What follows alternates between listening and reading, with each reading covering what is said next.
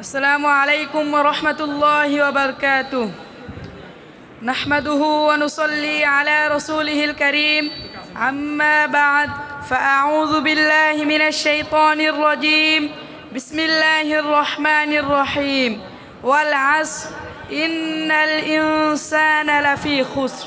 وقال رسول الله صلى الله عليه وسلم: نعمتان مغبوب فيهما كثير من الناس، الصحة والفراغ। অধ্যকার সাইদামতি দারুল উলুম মাদ্রাসা কর্তৃক আয়োজিত সাপ্তাহিক বক্তৃতা ও সেমিনারের সম্মানিত সভাপতি ও সুদক্ষ বিচারক মণ্ডলী ও আমন্ত্রিত মেহমানবিন্দু এবং আমার সামনে উপবিষ্ট দূর দূরান্ত থেকে আগত এলএম পিপাসু ছাত্র ভাইয়েরা, সকলের প্রতি আমার আন্তরিক শুভেচ্ছা ও অভিনন্দন। আমি আপনাদের সামনে উপবিষ্ট হয়েছি যে বিষয়টি আলোচনা করার জন্য। সে বিষয়টি হলো সময়ের প্রতি গুরুত্ব। আল্লাহ তাআলা আমাকে তৌফিক দান করলে আমি আমার নির্দিষ্ট সময়ের মধ্যে আমার আলোচনা শেষ করার চেষ্টা করব ইনশাআল্লাহ। আল্লাহ তাআলা আমাদেরকে যে সকল নিয়ামত দান করেছেন তার মধ্যে অন্যতম নিয়ামত হলো সময়। সময়ের গুরুত্ব অনেক বেশি।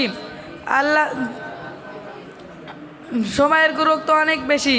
পৃথিবীর শুরু থেকে চাঁদ, সূর্য, গ্রহ, নক্ষত্র, মোট কথা সব কিছুই একটি নির্দিষ্ট সময়ের মধ্যে পরিচালিত হয়ে আসছে। শরিয়াতের বিধিবিধানের প্রতি লক্ষ্য করলেও দেখা যায় যে আল্লাহ তাআলা ইসলামের প্রতিটি ইবাদতের জন্য একটি নির্দিষ্ট সময় নির্ধারণ করে দিয়েছেন। যেমন হজ, এটি একটি নির্দিষ্ট সময়ে পালন করা হয়। যেমন রোজা, এটি একটি নির্দিষ্ট সময় আদায় করা হয়। যেমন ফরজ নামাজ, এটি একটি নির্দিষ্ট সময় আদায় করা হয়। আল্লাহ তাআলা নামাজ সম্পর্কে পবিত্র কোরআনে ইরশাদ করেন: ইন্নাস সালাতা কানাত আলাল মুমিনিনা কিতাবাম মাওকুতা। নিশ্চয়ই মুমিনদের জন্য নামাজ এমন একটি পালনীয় কাজ যা সময়ের সাথে আবদ্ধ। মোট কথা শরিয়াতের সকল বিধিনিষেধ সময়ের সাথে আবদ্ধ। আল্লাহ তাআলা পবিত্র কোরআনে একাধিক আয়াতে দিন ও রাতের কসম করেছেন।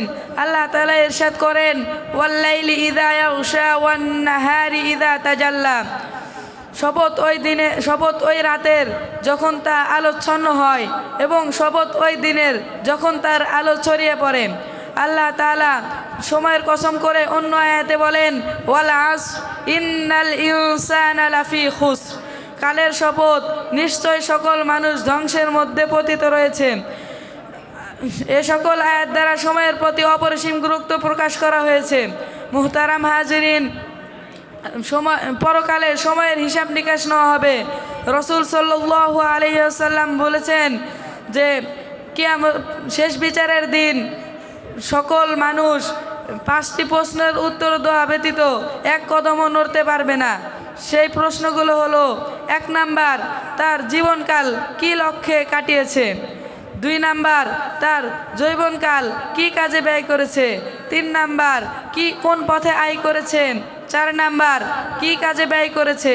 5 নাম্বার, এলেম অনুযায়ী আমল করেছে কিনা।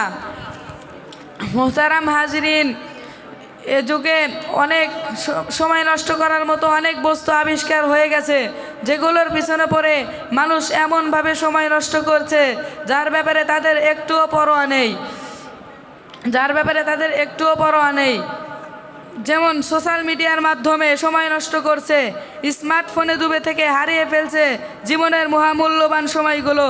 তাই আসুন আমরা সময় থাকতে সময়কে মূল্যায়ন করতে শিখি, জীবনকে মূল্যায়ন করি। অন্যথায় মহান রবের দরবারে আমাদেরকে অক্ষরে অক্ষরে হিসাব দিতে হবে। আল্লাহ তাআলা আমাদেরকে উপরিউক্ত কথাগুলোর উপর আমল করার তৌফিক দান করুক। ওয়া আখিরি দাওয়ানা আনিল হামদুলিল্লাহি রাব্বিল আলামিন।